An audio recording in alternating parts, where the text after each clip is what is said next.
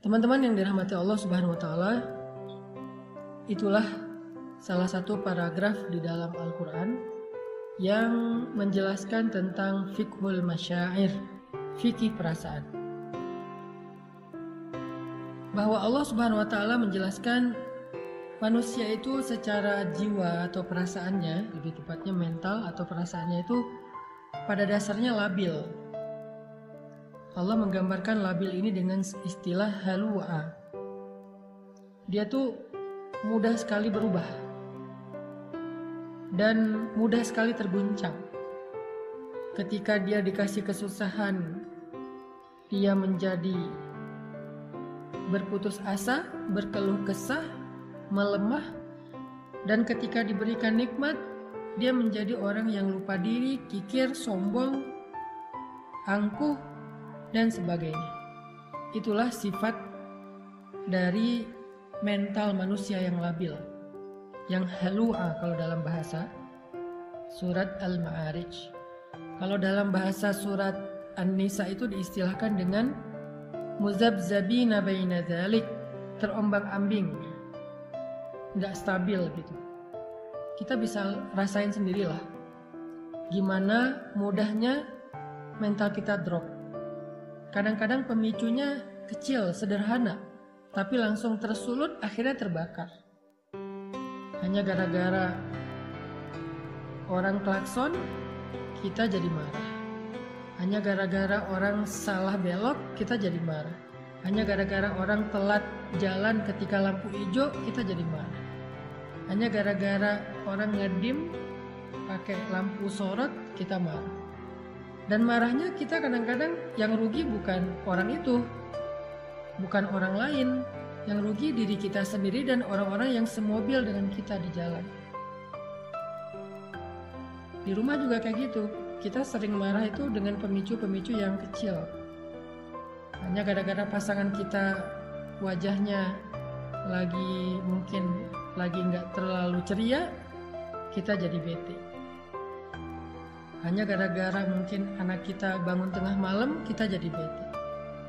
Anak kita rewel, kita jadi bete. Salah ngomong seorang pasangan, kita jadi bete. Itu yang disebut dengan jazua, halua, mudah sekali untuk drop. Mudah sekali untuk bete, mudah sekali untuk kepancing, mudah sekali untuk marah, mudah sekali untuk apalagi tersinggung, sakit hati, baper, dan seterusnya. Itulah yang disebut dengan halua, jazua, berkeluh kesah. Di sosmed apalagi? Namanya orang, followers.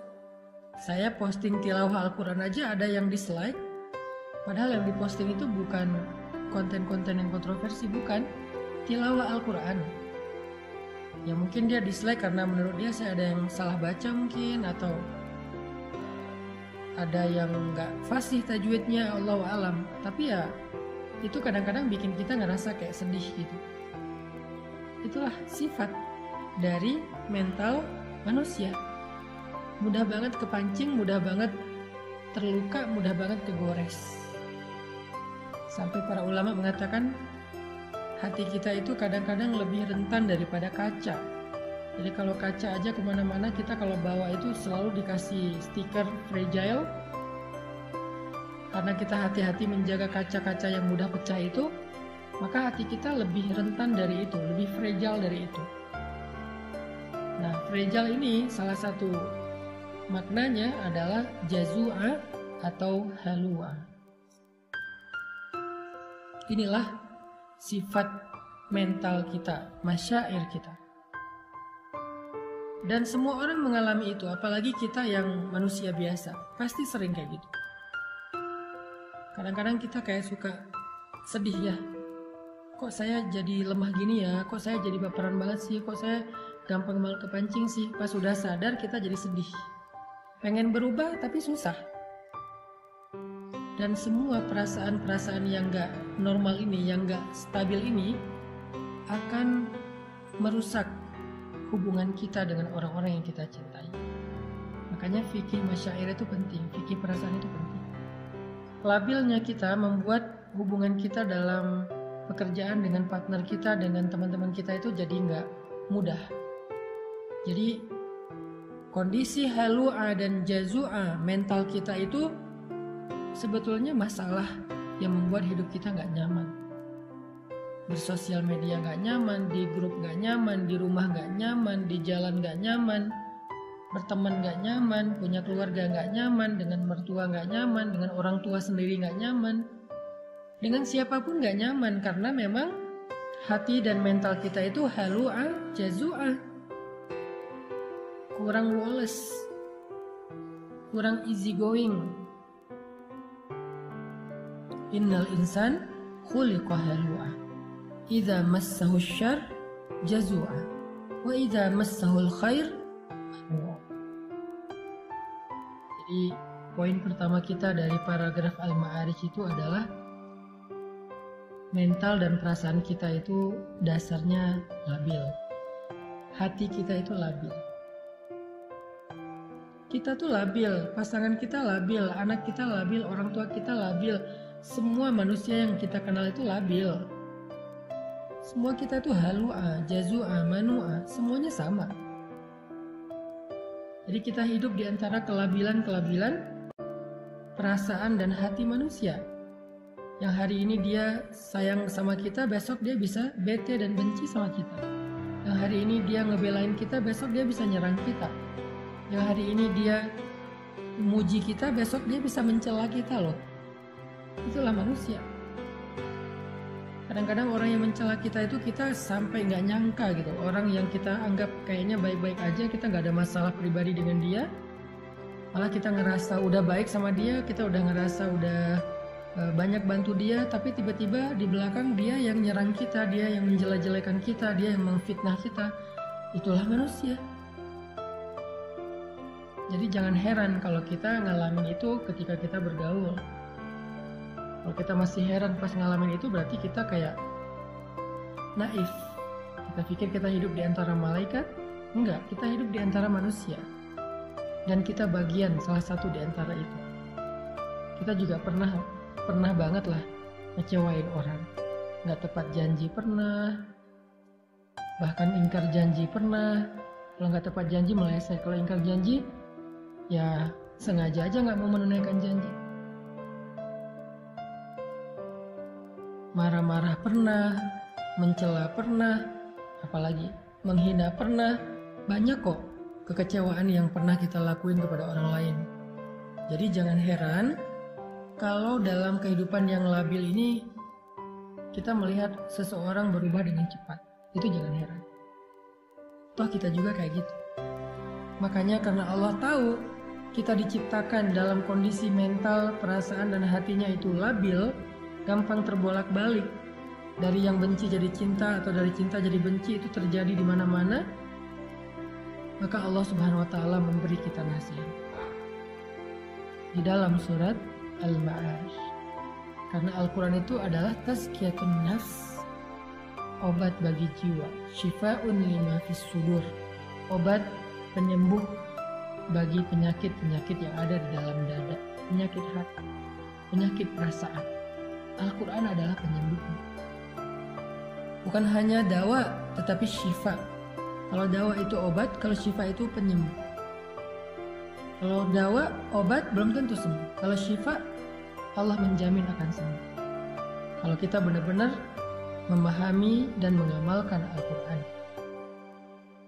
Gimana cara memahami dan mengamalkan Al-Quran sementara membaca aja nggak ngerti? Itulah kenapa kita harus belajarnya bareng. Jangan belajar sendiri secara otodidak, ntar salah paham. Kalau dengerin booster, dengerin ceramah yang sifatnya adalah penyemangat, kayak kendaraan tuh dikasih bahan bakar. Kendaraan kalau nggak ada bahan bakar, nggak akan jalan, kecuali dengan cara didorong, capek kan? Tapi ada bahan bakar, jalan. Kalau nggak punya setir, nggak punya lampu, itu bisa masuk jurang, bisa masuk selokan, bisa kecelakaan.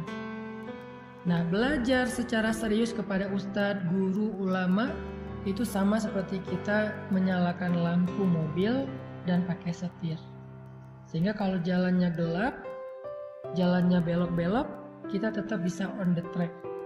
Maka, booster adalah spirit yang menyemangati kita dalam beramal soleh. Tapi ilmu yang kita belajar seminggu 2 kali dengan live kayak gini adalah lentera. Lentera yang kita bawa untuk menjadi penunjuk jalan, biar kita nggak salah jalan. Kalau kita udah tahu jalannya, booster yang ngedorong kita untuk bergerak. Dua-duanya penting. Jadi Al-Quran, dengan kita belajar serius seperti sekarang, walaupun saya berusaha sebisa saya menggunakan bahasa yang gampang, yang mudah, yang sederhana, tapi kontennya tetap substansial, tetap bedah Al-Quran. Cuman dengan bahasa sederhana yang saya mampu, sesuai dengan bahasa sederhana ketika saya lagi nongkrong bareng dengan teman. Saya nggak mau bahasanya kayak bahasa mimbar banget, bahasa pesantren banget, bahasa kampus banget. Mungkin teman-teman bakal ngerasa kayak berat banget sih pembahasannya. Tapi kalau gini kan kita kayak lagi ngobrol di tongkrongan kita. Tapi pembahasannya Al-Quran. Kayak gini kita belajar. Supaya apa? Supaya dapat lentera, dapat petunjuk, dapat cahaya dalam berjalan di dalam kehidupan kita. Nah, Allah Subhanahu wa Ta'ala menjadikan Al-Quran itu sebagai petunjuk. Hudan lil muttaqin, hudan linnas wa bayyinatin minal huda wal furqan. Al-Quran itu petunjuk. Dan ketika kita pengen mengambil petunjuk Al-Quran, caranya gak cukup baca sendiri. Kita harus membedahnya dengan tafsir, tadabbur, tafakkur, dan seterusnya. Bersama seorang guru. Malam ini kita belajar seperti malam-malam yang udah lalu tentang petunjuk perasaan. Gimana cara mengatur perasaan kita biar hidup kita nyaman. Karena kenyamanan hidup diawali dari dalam diri kita, bukan dari faktor fasilitas yang ada di luar kita. Ada orang yang bahagia walaupun hidupnya sederhana. Ada orang yang sengsara, sedih, mengeluh walaupun dia hidup dalam istana. Kasihan gak tuh orang hidup dalam istana tapi mengeluh. Orang hidup di gubuk sederhana tapi dia bahagia. Karena orang lupa kebahagiaan itu sumbernya ada di sini. Bukan di rumahnya seperti apa, mobilnya kayak gimana. Buat saya, ternyata bahagia itu sumbernya bukan di dalam fasilitas hidup, tetapi di dalam hati kita. Selama hati kita bisa dibahagiakan, maka kita akan merasa cukup dengan apapun. Jadi, kalau pengen bahagia teman-teman, yang pertama harus kita rawat itu adalah hati dan perasaan kita. Bukan tubuh kita. Tubuh kita perlu dirawat, iya banget. Tapi itu bukan yang paling utama. Itu perlu, tapi ada yang lebih perlu. Kalau pengen hidup bahagia itu, belajarlah merawat hati dan perasaan kita, jiwa dan mental kita. Dan gimana cara ngerawat hati dan perasaan, jiwa dan mental kita? Bukan dengan skincare, bukan dengan kendaraan baru, bukan dengan aksesoris, bukan dengan fasilitas hidup. Jiwa dan perasaan kita itu dirawat dengan iman, memperbaharui iman. Bukan dengan jalan-jalan, Ustaz. Bisa, tetapi enggak enggak tangguh. Bukankah kita kadang-kadang bete gara-gara jalan-jalan, macet, apalagi yang tinggal di kota-kota besar, baru keluar rumah udah macet, udah capek-capek macet-macetan, sampai di sana cuman sebentar udah tutup, dan banyak lagi masalah-masalah teknis terjadi. Jadi yang harus di happyin itu bukan zahirnya dulu, tapi batinnya. Dan sumber kebahagiaan batin itu kalau kita pengen belajar, apalagi setelah hidup kita rumit seperti sekarang setelah kita dewasa. Kalau anak kecil mungkin lebih gampang happy lah ya, hidupnya nggak rumit. Tapi setelah kita dewasa, hidup kita udah rumit, kita butuh solusi ekstra. Kalau anak kecil sekedar bisa main aja udah happy dia. Kalau kita kan nggak. Maka kita butuh Al-Quran, kita butuh ilmu, kita butuh pembaharuan iman, kita butuh booster, kita butuh nasihat, kita butuh fikih perasaan. Itulah yang membuat kita bisa merasakan kenyamanan hati. Allah Subhanahu wa Ta'ala mengajarkan kepada kita di dalam surat Al-Ma'arij gimana caranya biar mental, jiwa, dan hati kita tuh stabil. Nggak halu'a, jazu'a, manu'a, dan seterusnya, tapi dia stabil. Gimana caranya? Kata Allah, illal musallin, kecuali orang yang sholat. Pada dasarnya manusia itu labil, dikasih ujian labil, dikasih nikmat labil, dikasih ujian ngeluh, putus asa, dikasih nikmat lupa diri, sombong, dan seterusnya, kecuali illal musallin, orang yang sholat. Illal musallin, kecuali orang yang sholat. Sehingga bagi orang yang beriman, sholat itu adalah rahatul qalb, rahatun nafs. Sholat itu adalah rehatnya hati, rehatnya jiwa. Ketika jiwa dan hati kita merasa lelah dan capek, maka sholat adalah istirahatnya. Jika Nabi capek dengan omongan orang-orang yang membenci beliau, capek dengan fitnah, capek dengan caci makian dari orang-orang kafir Quraisy saat beliau berdakwah, seharian beliau lelah, sampai di rumah beliau ketiduran karena capek, maka Allah membangunkan Nabi.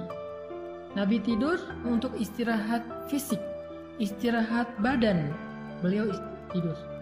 Nah, kalau badan kita udah capek, kita tidur. Itu istirahat badan, istirahat zahir, fisik. Tapi Nabi belum istirahat batin. Karena walaupun tidur, hatinya masih sedih. Walaupun tidur, hatinya masih kecewa, masih marah. Makanya dalam keadaan tidur itu Allah membangunkan Nabi. Ya ayyuhal muzammil,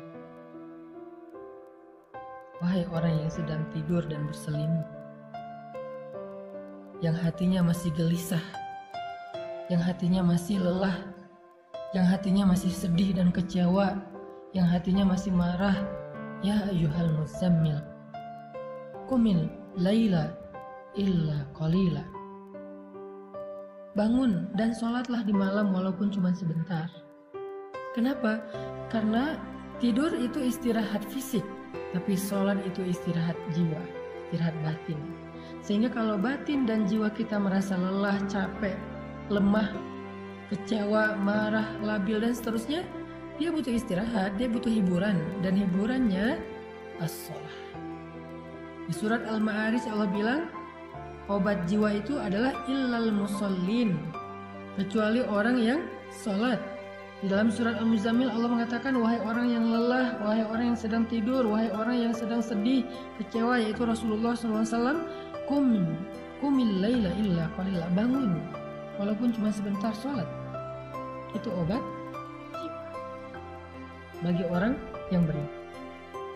Dan Nabi SAW bersabda, ketika Nabi dalam keadaan sedang lelah jiwanya, lelah hatinya, lelah perasaannya dengan semua omongan-omongan orang Yahudi dan orang munafik di kota Madinah, maka Nabi SAW menyuruh Bilal untuk azan agar beliau dan sahabat bisa sholat untuk bisa mengistirahatkan hati yang lelah.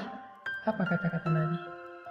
Arihna bis sholah ya Bilal, istirahatkan kami dengan sholat wahai Bilal.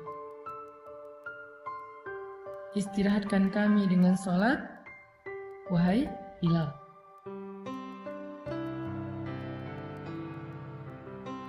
Nabi nggak mengatakan wahai Bilal azan, nggak. Nabi bilang istirahatkan kami dengan sholat wahai Bilal. Maksudnya apa? Jiwa kami capek, hati kami lelah, perasaan kami terganggu, mental kami sedang lemah. Maka istirahatkanlah jiwa, mental, perasaan, dan hati kami wahai Bilal dengan sholat. Azan maksudnya. Dan Bilal faham, sehingga akhirnya Bilal wudhu, langsung Allahu Akbar, Allahu Akbar, azan. hayya 'alas shalah.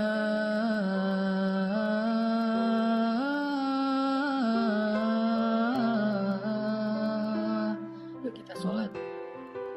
Hayya 'alal falah.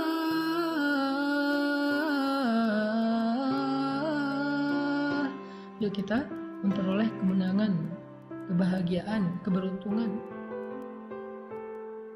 Jadi bagi orang yang beriman, sholat itu adalah istirahat.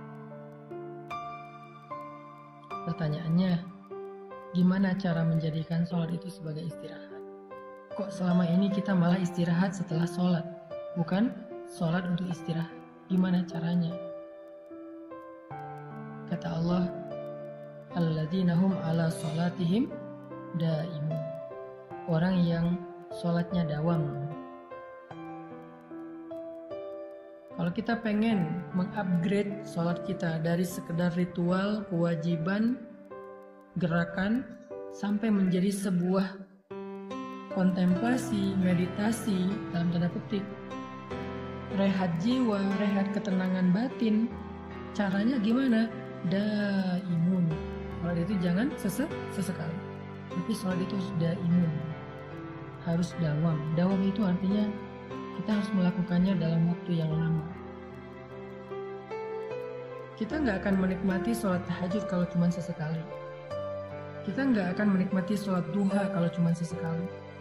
Kita nggak akan bisa menikmati sholat sunnah kalau cuma sesekali. Harus dilakukan secara rutin, daimun. Nanti setelah dawam dalam waktu yang lama, Allah akan berikan kepada kita nikmatnya ibadah.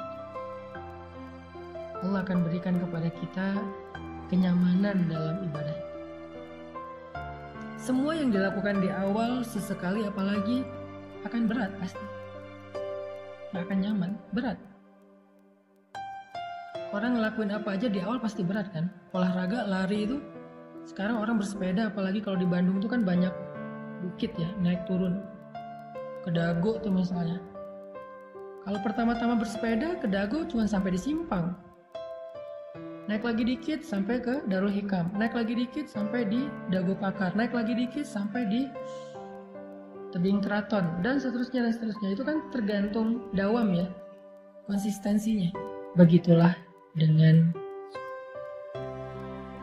awal-awal tahajud itu pasti nggak enak, ingin ngantuk sendiri, pening.